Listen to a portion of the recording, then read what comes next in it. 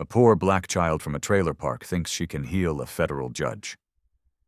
Judge Harlan Whitaker stared down from his wheelchair at 11-year-old Hope Jenkins in her duct-taped sneakers. "Security, remove her." Hope didn't move. "Your Honor, you're in pain right now. Lower back, left side started 20 minutes ago." Whitaker froze. She was exactly right. "I can stop that pain in 4 minutes, and in 15 more, I can make you feel your legs again." The courtroom erupted, but Whitaker felt it, a tingle in his left toe. Impossible, but real. Hope locked eyes with him. "Free my dad and I'll heal you. Right here, right now, 90 seconds to decide." Behind her, Daniel Jenkins sat in handcuffs. 25 years for a crime he didn't commit. 4 cameras rolling. Whitaker gripped his wheelchair. "You have 4 minutes. 50 minutes later, he would stand up in front of 250 people. Let me back up. Hope Jenkins lived in a 9x22 FT trailer in Pine Hollow Trailer Park, 5th grade at Willow Creek Elementary. Her school clothes came from the donation box at church. Her sneakers used to belong to a cousin 4 years older.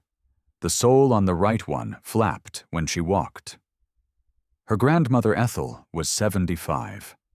Hands like leather. 65 years of what people called bone setting. No medical degree, no license. Just 15 people in Pine Hollow who could walk again because Ethel Jenkins knew how to read a body the way most people read a book. Hope had been learning since she was 7 years old. How to place your hands on a spine and feel which vertebrae sat crooked. How to find the knots in muscle tissue that pulled bones out of alignment. How to tell the difference between pain that needed a hospital and pain that needed patience. Her mother, Lena, had been a nurse at Harmony Regional Hospital. Lena used to say Hope would be the bridge between 2 worlds, traditional knowledge and modern medicine, hands and science. Lena died when Hope was 9. Breast cancer, stage 4. By the time they found it, it was too late.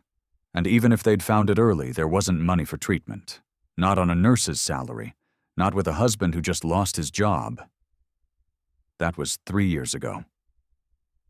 Judge Whitaker lived in a 4,500 SQFT house on Summit Ridge, 20 years on the bench. Before the accident, he'd played tennis twice a week and hiked every Sunday morning. 4 years ago, a climbing rope failed. He fell 35 feet, fractured his T11 and L2 vertebrae, paralyzed from the waist down. He'd tried everything. 3 surgeries, stem cell therapy in Panama, physical therapy 6 days a week for 24 months, acupuncture, experimental drugs from Switzerland, $420,000. Nothing worked. Now he was running for appellate judge, election in 8 months. He needed to look strong, decisive, tough on crime. His approval rating sat at 55%. Not enough to win. He needed a showcase case, something that would play well in the news. Daniel Jenkins's case was perfect. The charge was involuntary manslaughter through medical negligence. Daniel worked as an X-ray technician at Harmony Regional. A patient named Robert Klein came in with chest pain. Daniel took the X-rays. He saw something unusual in the left lung. A shadow 2.8 millimeters. He told the radiologist, Dr. Victor Lang. Lang said it was artifact from the ribs. Told Daniel not to note it in his report. 10 months later, Robert Klein died of lung cancer. The tumor had been there all along, right there on the X-ray. Missed. The family sued for $2.8 million. The hospital settled for $2.2 million. And then the district attorney charged Daniel Jenkins with negligence that led to a death. Daniel made $52,000 a year. Dr. Lang made $380,000. Guess who became the scapegoat? Daniel's public defender said, "Take a deal, plead guilty, get 6 years. Maybe out in 4 with good behavior." Daniel said, "No, I didn't make a mistake. I reported what I saw. Nobody listened." So they went to trial. The jury came back guilty. And now, today, Judge Whitaker was supposed to sentence him. The recommendation was 25 years. Hope knew what 25 years meant. It meant she'd be 36 when her father got out. It meant she'd go through middle school, high school, college, and maybe even have kids before she saw him again. It meant her father would miss her entire life. Two worlds that never touched. A 9X22 trailer and a 4,500 SQFT house. A girl who learned medicine from her grandmother's hands, and a judge who only trusted what came with a medical degree. But today, those worlds were about to collide because Hope had 40 minutes to do something no doctor could do in 4 years, and the man who held her father's life didn't believe she could. Camera 1 belonged to Kever News, 45,000 subscribers on YouTube watching live. Camera 2 was Court TV Local. Camera 3 was Mia Torres, a legal blogger with 22,000 Twitter followers filming on her phone. And Lisa Harper from Channel 11 was live streaming on Facebook. 2,800 people watching. The number kept climbing. 250 people in the courtroom gallery. 45% wanted Daniel Jenkins freed. Thought the whole thing was a setup? The other 55% wanted justice for Robert Klein's family. Wanted someone to pay for a man who died too young. Officer Lydia Grant, the bailiff, stood by the side door with her phone pressed to her ear. EMS dispatch said they were stuck in traffic. 18 minutes out now, maybe 15 if they got lucky. Marcus Hale, Daniel's public defender, was on his feet, hands shaking. He didn't know what to say. This wasn't in any law book he'd ever read. A defendant's daughter offering to heal the judge in exchange for her father's freedom. It sounded like a fairy tale or a con. Hope's hands were shaking too. She could feel 250 pairs of eyes on her back, 4 cameras pointing at her face, 1 microphone picking up every word in her head, her grandmother's voice. "Hope, baby, you got special hands? Run 40 hotter than mine. You feel things I can't feel. Don't be afraid of that." In her heart, her mother's voice. "You're going to be the bridge, sweetheart, between what we know and what they know. Don't let anyone tell you one is better than the other." But right now, Hope was just scared, because Grandma Ethel had taught her how to help people with back pain, with broken bones that didn't heal right, with joints that locked up from old injuries. She'd never treated a spinal cord injury, never touched someone who'd been paralyzed for 4 years. What if she failed? What if she tried and nothing happened? Then everyone in this room would watch her father get sentenced to 25 years, and it would be her fault for giving him hope. Judge Whitaker was thinking too.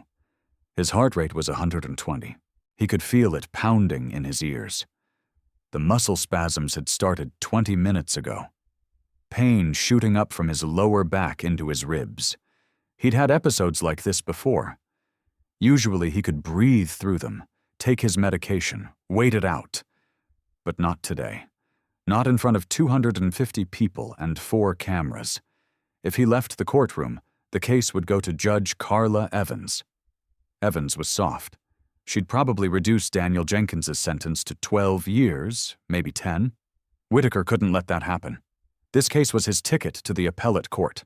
He needed to be the one to sentence Jenkins, needed to be on that bench looking strong and decisive when he handed down 25 years. But God, the pain. A woman in the gallery shouted, "Don't let that child touch you, Your Honor. It's voodoo." Another voice, "Give her a chance. What do you have to lose?" Officer Lydia Grant whispered to Whitaker, "Sir, EMS is 15 minutes out. If you need help now, I can clear the courtroom." Whitaker looked at Hope. Really? Looked at her. 11 years old, wearing a white t-shirt that had been washed so many times you could almost see through it, jeans with 2 patches on the knees, sneakers held together with duct tape. She looked terrified, but she hadn't run. She was standing there waiting, offering him something nobody else could give. Relief, hope, maybe healing. He thought about the campaign, about the cameras. If he refused, the headlines would read, "Judge too proud to accept help from child." If he accepted and she failed, they'd read, "Judge falls for faith-healing scam." But if she succeeded, Whitaker closed his eyes, breathed in 4 counts, out 6 counts. The pain was at a 9 out of 10 now. He opened his eyes. "You have 4 minutes. If nothing changes, security will escort you out." In the end, it wasn't compassion that made Whitaker say yes. It was pride. And 15 minutes until EMS arrived. Hope took off her shoes. Her grandmother always said, "Bare feet connect you to the earth. The earth helps you channel energy, helps you feel where the blocks are, helps you know when you're pushing too hard or not hard enough." The courtroom floor was cold tile. Hope walked up the 3 steps to the judge's bench. Whitaker had lowered his wheelchair to its lowest position. She was almost at eye level with him now. "May I touch your back, Your Honor?" He nodded. She placed her hands on his shoulders first, just resting there, feeling the temperature of his skin through his robe, feeling the tension in his muscles, counting his breaths. Then she moved her hands down, one hand on each side of his spine, starting at his neck, T1, T2, T3. Counting down, her fingers pressed gently into the spaces between vertebrae, reading them like Braille. At T11, she stopped. "This one," she said, "it's rotated 5 degrees to the right." Whitaker's eyes went wide. "How do you—" "The calcification is pulling your left hip down, makes your left leg 1.5 centimeters shorter. That's why you always lean right in your chair." Officer Lydia Grant pulled out an infrared thermometer. She was skeptical, but curious. She pointed it at Hope's hand. The reading came back 99.5 degrees F, warmer than normal. Hope kept her hands on Whitaker's back. "Your Honor, there's a nerve trapped between T11 and L2. That's what's causing your pain right now. The muscle around it is in spasm trying to protect the nerve. I need to release the muscle first. It's going to hurt for about 25 seconds. Then it'll feel better." "Do it," Whitaker said through gritted teeth. Hope found the spot, left side of his spine about 2.5 in from the center. She pressed with her thumbs. 5 lb of pressure, not enough to damage anything, but enough to sink into the muscle. She moved her thumbs in small circles. Cross-fiber friction, 75 strokes in the same spot. Whitaker gasped. "That's—" "I know. Keep breathing. In through your nose, 4 counts. Out through your mouth, 6 counts." He did, breathing with her rhythm. And slowly, very slowly, the muscles started to release. The room was completely silent. 250 people watching an 11-year-old do what 9 doctors couldn't figure out how to do. After 4 minutes and 10 seconds, Hope stepped back. Whitaker's face had changed. The gray was gone. His breathing was easier. The sweat on his forehead was drying. "The pain," he said. "It's better. It's down to maybe a 5. "I know," Hope said. "But you're not healed yet, Your Honor. The nerve is still compressed. The scar tissue from your surgeries is pulling on it. I need 6 more minutes." And that's when Whitaker felt it. A tingle. Not pain, not numbness. A tingle in his left big toe, a sensation he hadn't felt in 4 years. Like pins and needles when your foot falls asleep. Except his foot hadn't been asleep. His foot had been dead. Or so every doctor had told him. But now something was happening. Some signal was getting through from his brain down his spinal cord, through whatever pathway Hope's hands had opened all the way to his toe. He didn't say anything. Didn't want to jinx it. Didn't want to hope too much. But his breath caught in his throat, and Hope heard it. "You felt something, didn't you?" she asked. "My toe," he whispered. "My left big toe. It's tingling." Hope smiled. Not a big smile, just a small one. The kind that says, "I told you so," without saying it out loud. "That's good, Your Honor. That means the nerve is waking up. But it's been asleep for 4 years. We need to be gentle with it, like helping someone wake up from a long sleep. Can I keep going?" Whitaker nodded. He couldn't speak. His throat was too tight. Behind him, Marcus Hale was frozen, his hand still holding the pen he'd been using to take notes. The pen wasn't moving. He was just staring. In the gallery, 50 people had stood up to see better. Camera 1 had zoomed in on Hope's hands. Mia Torres was typing frantically on her phone. "Holy, his toe just moved! I saw it! I saw it!" But she was wrong. His toe hadn't moved yet, not yet. But Hope wasn't done. She'd released the acute spasm. She'd given him some relief. But that wasn't healing. That was just pain management. Real healing meant addressing the root cause, the scar tissue from 3 surgeries that had created adhesions around his spinal cord, the nerve compression that had convinced every doctor he'd never walk again. She needed 15 more minutes. She needed him to trust her completely, and she needed everyone in this room to be quiet so she could work. "Your Honor," Hope said, "I need you to trust me for what comes next." Whitaker felt something he hadn't felt in 4 years. Not hope, not yet. Just a tingle in his left big toe. "Where did you learn this?" Whitaker asked. His voice was different now, quieter, less like a judge and more like a man who just discovered something impossible might be possible. Hope wiped her hands on her jeans. "My grandma, Ethel Jenkins.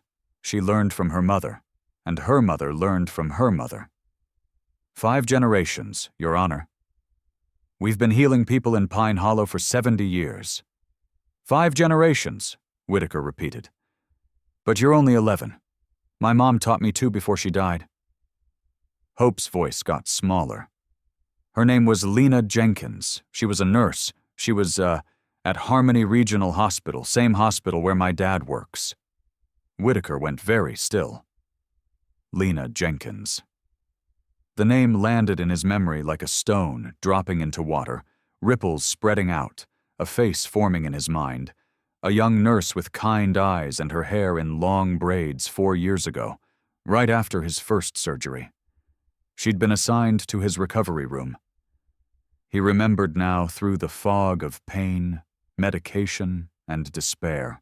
She'd come into his room one evening, sat down in the chair next to his bed, told him about her mother's work in the community, traditional healing practices that had been passed down through generations. She'd offered to have her mother come visit, to try some techniques that might help with the nerve pain. He'd said no. He'd been polite about it, but firm. He didn't believe in that kind of medicine. He trusted science, trusted doctors, trusted what came with clinical trials and peer-reviewed studies. Lena had smiled. "That's okay, Your Honor. I understand, but if you change your mind, we're here." 2 weeks later, she rotated to a different unit. He never saw her again. "Your mother," Whitaker said slowly. "Lena. She took care of me after my first surgery." Hope nodded. "She wrote about you in her journal. She wrote about a lot of her patients, especially the ones she thought she could help if they'd just let her try." "What did she write about me?" "She said you had a strong will, but that your body was fighting itself. She said the scar tissue was the enemy, not the spine. She wanted to help you." Whitaker closed his eyes. He could see Lena's face so clearly now, the way she'd looked at him with compassion but no pity, the way she'd believed in something he couldn't accept. "Where is she now?" "Your mother? She died 3 years ago. Breast cancer. We couldn't afford treatment." The words hit Whitaker like a fist.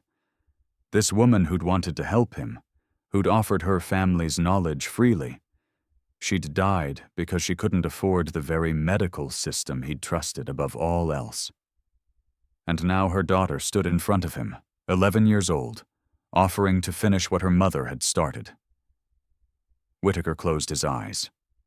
Lena's daughter, the nurse who tried to help him, and he'd refused. Now her child was the only one who could. "All right," Whitaker said. His voice was steady now, decided. "What do you need?" "I need you to trust me completely for the next 15 minutes, Hope said.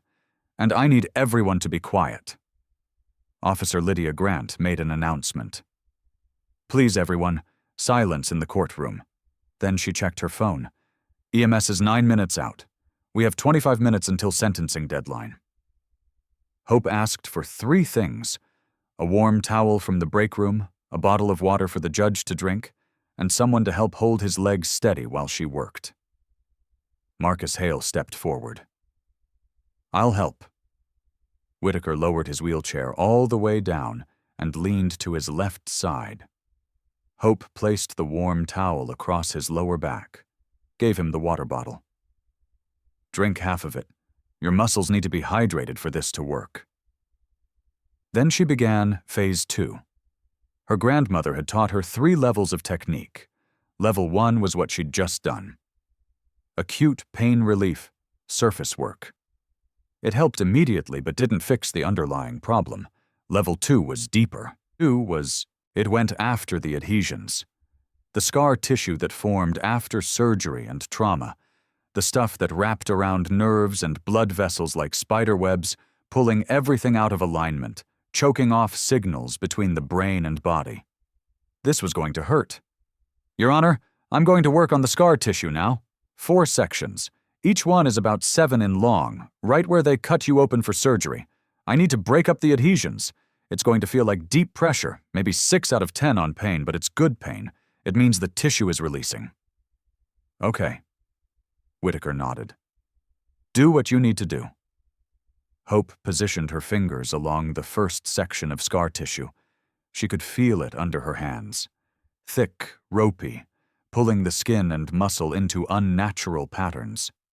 She used a technique called cross-fiber friction, pressing her fingers perpendicular to the scar fibers, moving in short strokes, 75 strokes per section, 5 to 6 lb of pressure. Whitaker's jaw clenched. That's intense." "I know. Keep breathing. Count with me. In for 4, out for 6. After 6 minutes, the first 3 sections of scar tissue had softened. Hope could feel the difference. The tissue had more give, more elasticity. It was releasing its grip on the structures underneath. Now came the nerve work. "Mr. Hale, I need you to hold Judge Whitaker's left leg. I'm going to lift it and straighten it. We're going to do something called nerve flossing. It helps the sciatic nerve remember how to glide through the tissue. 25 repetitions. Slow, 4 seconds up, 4 seconds down." Marcus held Whitaker's ankle. Hope lifted the leg straight, then bent it at the knee to 90 degrees. Straight, bent, straight, bent. Very slowly, like a physical therapist would do, but with her hands positioned on specific points along the nerve pathway. At repetition 15, Whitaker shouted, "I felt that in my calf, electric, like lightning." The courtroom gasped. 50 people stood up to see better. Camera 1 zoomed in on Whitaker's leg. Mia Torres was typing on her phone so fast her thumbs blurred. His calf just twitched. "I saw it. Holy..." But Hope stayed focused. 10 more repetitions, breathing with Whitaker, keeping the movement slow and controlled. When she finished, she placed one hand on his sacrum and the other on his T9 vertebrae. This was the final step: spinal traction, gentle decompression, like creating space between vertebrae that had been compressed for 4 years. She pulled, not hard, maybe 10 to 12 lb of force, just enough to lengthen his spine by a few millimeters. She held the position for 50 seconds. Whitaker heard 4 small pops like knuckles cracking, but deep inside his back, the sound of vertebrae realigning, finding their proper spacing. And then Hope said the words that changed everything. "Your Honor, I need you to try something. Don't force it. Don't push. Just think about moving your left foot. Imagine the signal going from your brain down your spine into your leg. Imagine your toe moving. Just think it." Whitaker closed his eyes, concentrated. 15 seconds, 20, 25. And then his left big toe moved. 3 millimeters, maybe less. Just a tiny shift, the smallest wiggle. But it moved. Marcus Hale saw it. He was holding Whitaker's ankle and he felt the muscles contract. Oh my God, it moved. His toe moved. His toe. Whitaker opened his eyes, looked down at his foot, tried again, thought about moving his toe, and it moved a little more this time, maybe 4 millimeters. Tears started running down his face. He wasn't sobbing, wasn't making any sound, but tears ran down his cheeks and dripped onto his robe. Because after 4 years of being told he'd never move his legs again, his toe had just moved. 250 people stood up, the entire gallery on their feet. Some were crying, some were praying, some were just staring in disbelief. Mia Torres's tweet went out to 22,000 followers. Holy shit. Judge Whitaker's toe just moved. I watched it happen. Everett Courtroom. H. Hope Jenkins. The Facebook live stream had 8,500 people watching now, 450 comments per minute. The video was being shared in real time across the state. But Hope wasn't done. She looked at Whitaker's face, saw the tears, saw the hope and the fear and the disbelief all mixed together, and she said something her mother used to say. "Your Honor, it's not impossible. It's just forgotten. Your body remembers how to move. We just had to remind it." Whitaker couldn't speak. His throat was too tight. All he could do was nod. And then the courtroom doors opened. 2 paramedics walked in with a stretcher. They'd been called for a medical emergency. They were here to transport Judge Whitaker to the hospital. Whitaker looked at them, then at Hope, then back at the paramedics. "Stop," he said. "I don't need you." The lead paramedic was confused. "Sir, we got a call that you were in acute distress. The emergency is over." Whitaker's voice was getting stronger. "This child just did what your entire profession couldn't do for 4 years. I'm not going anywhere. We have a sentencing to finish." The paramedics looked at each other, looked at Officer Lydia Grant. She shrugged. "Judge's call." They left. The doors closed behind them. Whitaker looked at Hope, then at the courtroom, then at his left foot, the foot that had just moved, the toe that had just wiggled. And he said 5 words that changed everything. "I need to see the evidence."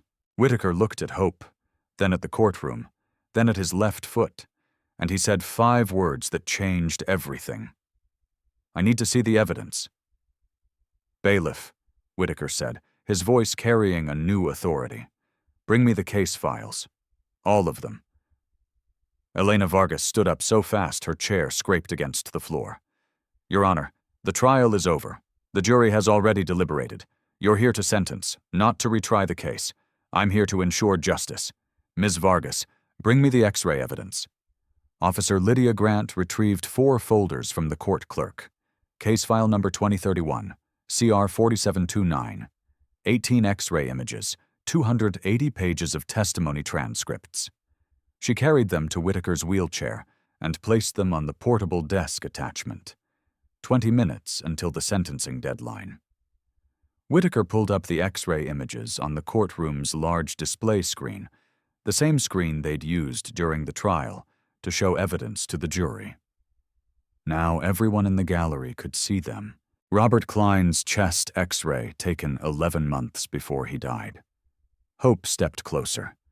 She'd watched her mother read X-rays hundreds of times. Lena used to bring them home, study them at the kitchen table, teach Hope what to look for. "Your Honor, I'm not a doctor, but my mom taught me to read X-rays. She said it's like reading bones, like reading a story in shadows." She pointed to a spot on the left lung, upper lobe. "That shadow there, it's 2.8 centimeters. That's not a normal rib shadow. Ribs are linear. They cast long shadows. That shadow is round, contained. That's soft tissue."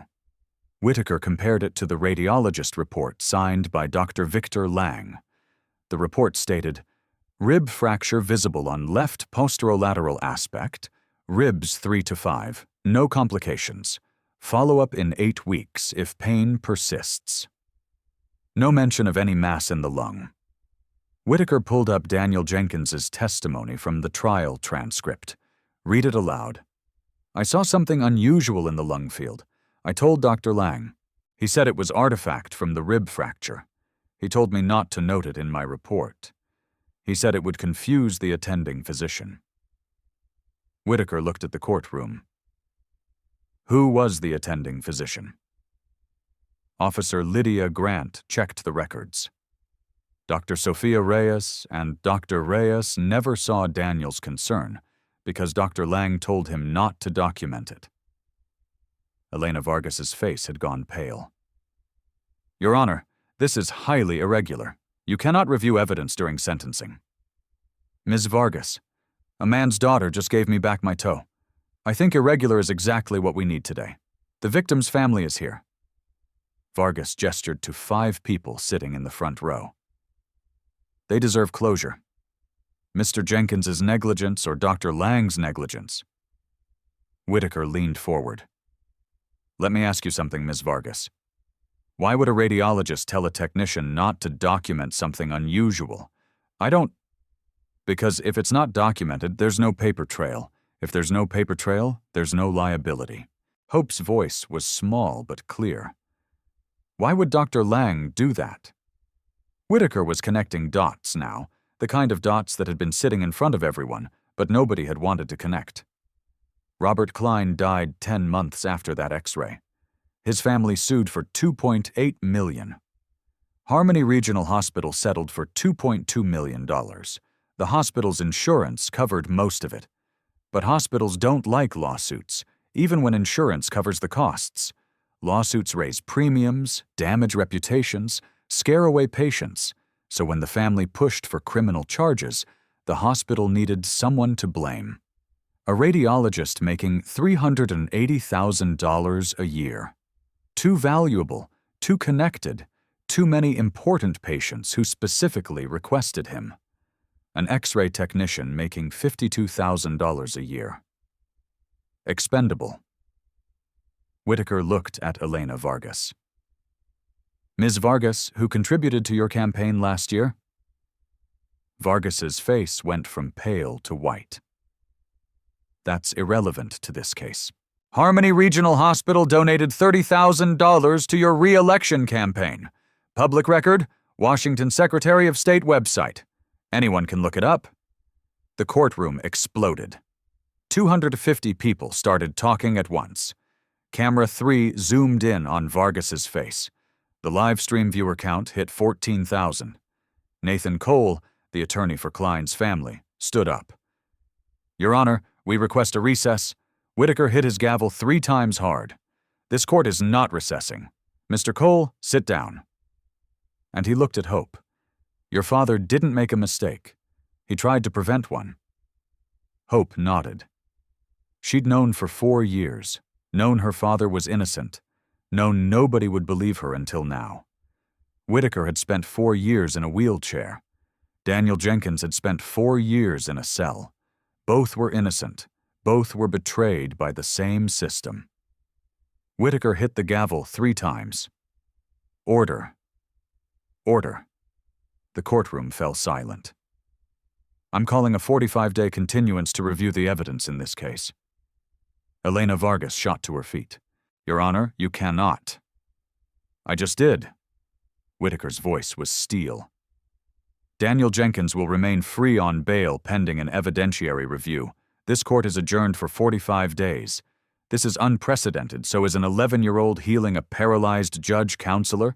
We're in unprecedented territory. I suggest you get used to it. Whitaker looked at the bailiff. Mr. Jenkins, approach the bench. Daniel Jenkins stood up from the defendant's table. He was 41, but looked 55. Gaunt. 4 months of pre-sentencing detention had left him 25 LOB lighter. His beard had grown long. His prison jumpsuit was orange and oversized. He walked forward slowly, hands still cuffed in front of him, not quite believing what he just heard. Your Honor? Bailiff, remove those restraints. Officer Lydia Grant hesitated. "Sir, protocol requires—" "Remove them." She did. The handcuffs came off. Daniel stared at his wrists, at the red marks from the metal, at his hands free for the first time in 4 months. Whitaker's voice softened. "Orders. Jenkins, you tried to do the right thing. You tried to save a man's life by reporting what you saw. Nobody listened to you, and I didn't listen to your daughter. I should have." "I'm sorry." Daniel's voice broke. "Your Honor, I don't—" "Go hug your daughter." Hope ran. She ran up the 3 steps to the bench and crashed into her father's arms. He caught her and held her, and they both started crying. Not quiet tears. Loud, ugly, shoulders-shaking sobs.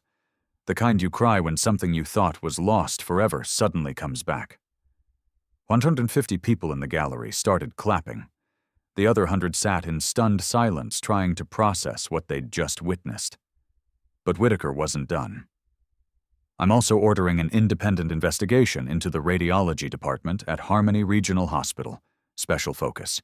All cases reviewed by Dr. Victor Lang in the last 6 years. And I'm requesting that the State Medical Board review Dr. Lang's license." Officer Lydia Grant wrote down every word. Official court record. Elena Vargas sat down. Her hands were shaking. Her political career was over and she knew it. Whitaker turned to Hope. She was still holding her father, her face buried in his chest, but she was listening. "Ms. Jenkins, what you did today. 9 doctors couldn't do that in 4 years. I don't know what to call what you do. It's not Western medicine, it's not Eastern medicine, it's just human medicine. The kind that sees people instead of problems, the kind that listens instead of dismissing." Hope looked up at him. Her face was wet with tears. "I'm writing a letter to Evergreen Community College. You'll have a full scholarship waiting for you when you turn 18. Full tuition, $6,000 a year for living expenses. If you want to study medicine, nursing, physical therapy, whatever you choose, it's yours." Hope didn't fully understand what that meant. She was 11. 18 was a lifetime away. But she understood that this man was opening a door that had been locked her entire life. "And I'm writing another letter to the state legislature recommending a pilot program to study traditional healing practices in underserved communities. $3 million in funding because people like your grandmother, people like your mother, they have knowledge we've been ignoring, and that needs to change." He paused. "Now there's one more thing." The courtroom was completely silent. Everyone thought the big moment had passed. Hope had healed the judge. Daniel was free. What else could there be? Whitaker placed both hands on the armrests of his wheelchair. Hope understood immediately. She stepped close to him, whispered so only he could hear. "You can do it. Your body remembers." Whitaker took a breath. In for 4 counts. Out for 6. The breathing technique Hope had taught him. He pushed down on the armrests. His arms shook, his shoulders tensed. For 4 years, his upper body had been compensating for his paralyzed lower body. His arms were strong, but standing required more than arm strength. It required legs, muscles that hadn't fired in 4 years, neural pathways that had been dark. But Hope had opened something, some signal, some connection. His left leg tensed first, the quadriceps contracted, the knee straightened, then his right leg, and Judge Harlan Whitaker stood up. He stood for 10 seconds, his knees shaking, his legs trembling like a newborn deer, his right hand still gripping the armrest for balance, but he was standing upright on his own 2 feet. 250 people rose to their feet, not to see better, to honor what they were witnessing. A standing ovation for a man who was standing for the first time in 4 years. Camera 1, camera 2, camera 3, camera 4, all captured the moment. Mia Torres's fingers flew across her phone. "I just watched a miracle." Judge Whitaker stood up. 10 seconds. I counted. Everett Courtroom. H. Hope Jenkins. The Facebook live stream hit 22,000 viewers. The video was being shared 1,200 times per minute. By evening, it would have 5 million views. By the next morning, 10 million on TikTok. But in that moment, Hope wasn't thinking about any of that. She was watching Judge Whitaker, watching him shake, watching him fight to stay upright just a few seconds longer, watching him prove to himself and everyone else that impossible things can happen, that people can change, that healing is real. After 10 seconds, Whitaker sat back down. His legs gave out, but he was smiling. Actually smiling, a real smile, not a judge smile, a human smile. A man in the back of the gallery shouted, "Thank you, little girl, thank you." Hope turned around, saw 250 faces looking at her, some crying, some smiling, some still processing. And she realized something. This wasn't just about her father. This wasn't just about Judge Whitaker. This was about everyone in this room who'd ever been told they couldn't do something. Everyone who'd been dismissed. Everyone who'd been called too small, too young, too poor, too uneducated to matter. Whitaker's voice was soft but steady. 4 years ago, your mother tried to help me.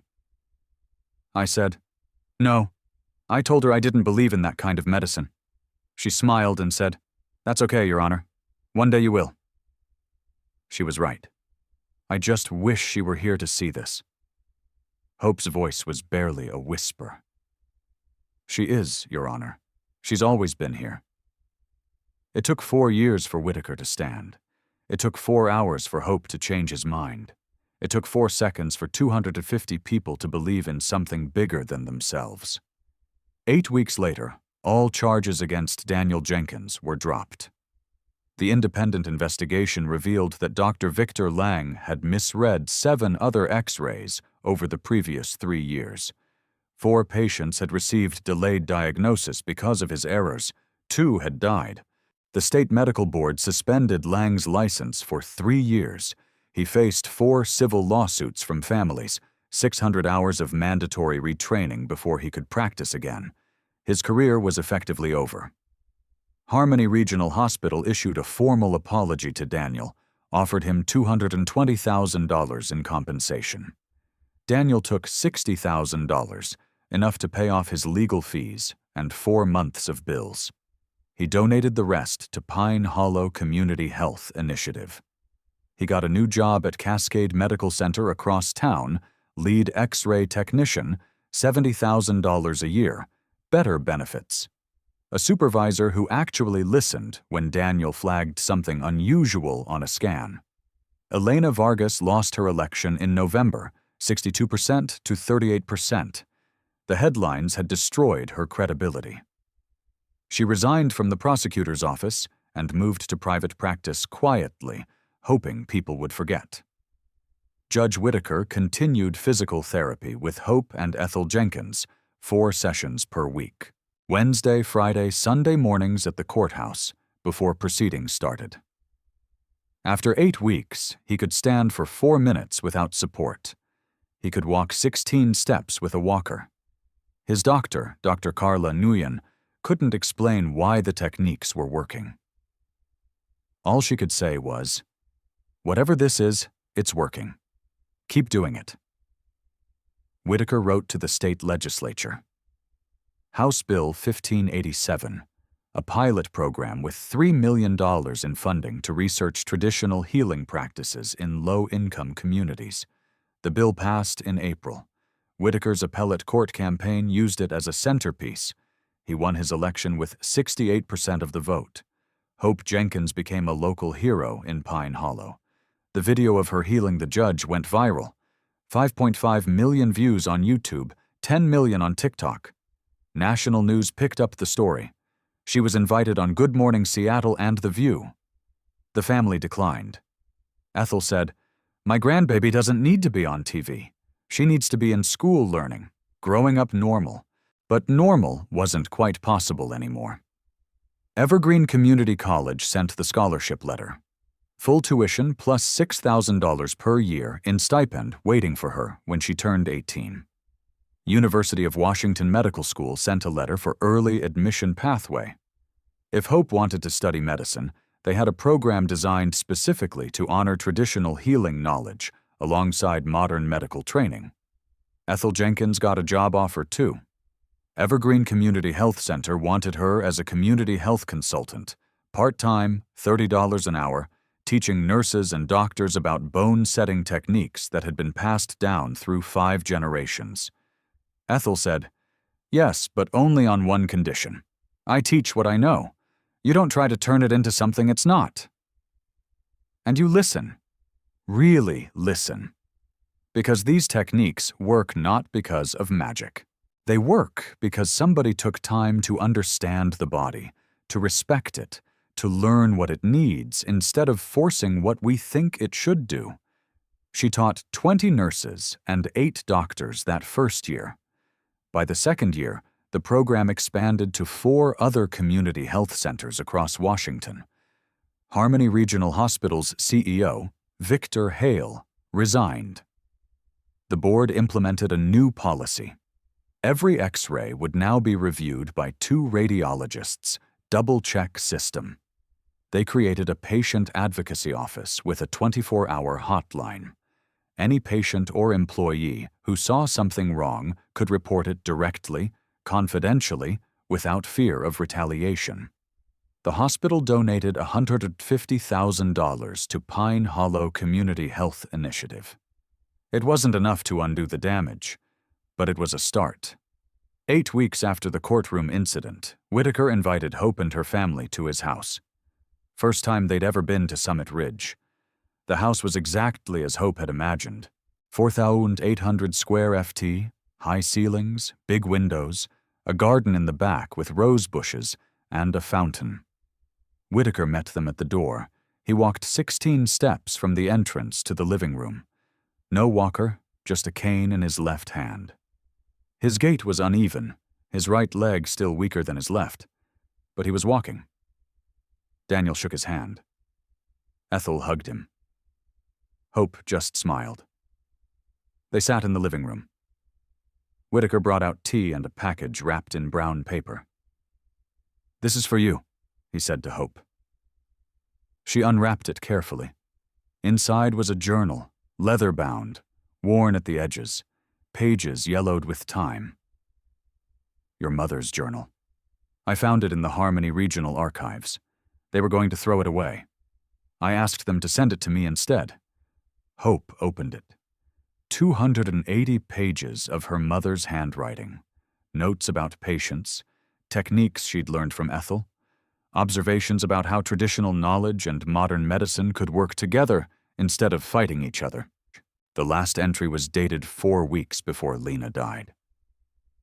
"Hope, if you're reading this, it means I'm gone. Don't be sad. You have the gift. Use it. Not for fame, not for money. Use it because people hurt and you can help. That's enough. That's always enough." "I love you, Mom." Hope's hands shook as she held the journal. Whitaker's voice was gentle. "I spent $420,000 trying to walk again. You did it for free. Why? Because my dad didn't belong in jail and you didn't belong in that chair. And now you both get to start over." 8 weeks later, Whitaker walked 16 steps without help. Daniel walked out of debt, and Hope walked into a future her mother had dreamed of. Sometimes healing isn't just about bodies, it's about belief. You just heard a story about an 11-year-old girl who changed 2 lives in 50 minutes. But really, it's about something bigger. It's about the knowledge we've forgotten, the hands we've ignored, the voices we've silenced because they didn't come with a degree or a license or institutional approval. How many Hope Jenkinses are out there right now? How many grandmothers like Ethel with 70 years of wisdom in their hands? How many fathers like Daniel sitting in jail for telling a truth nobody wanted to hear? This story happened in Everett. But it could be your town, your courtroom, your family. Lena Jenkins wrote in her journal 4 weeks before she died. Use your gift because people hurt and you can help. That's enough. That's the line that stays with me. Not because it's poetic, because it's true. We're all hurting in some way, physically, emotionally, spiritually. And sometimes the person who can help isn't the one with the credentials or the expensive education or the corner office. Sometimes it's the person who cares enough to try. The person brave enough to say, "I see you, I hear you, I can help." Hope didn't heal Judge Whittaker because she had a medical degree. She healed him because her mother taught her to listen. Because her grandmother taught her to feel. Because 5 generations of women in her family refused to let knowledge die just because the system didn't value it. If this story made you think differently about healing, about justice, about who gets to be heard and who gets dismissed, I'd be grateful if you'd subscribe. These stories take time to find. They take effort to tell, right? And they matter. Not because they're perfect, not because they solve everything, but because they're real, and because they remind us that impossible things happen every day when we're brave enough to believe in them. Next time, I'll tell you about a homeless veteran who stopped a bank robbery with nothing but a chess move. Same theme, different hero, underestimated people, unexpected skills, and a system that almost missed the truth. Until then, remember one thing. The person nobody's listening to might be the person everyone needs. If this story made you think differently about healing, about justice, about who gets to be heard and who gets dismissed, I'd be grateful if you'd subscribe. These stories take time to find. They take effort to tell, right? And they matter.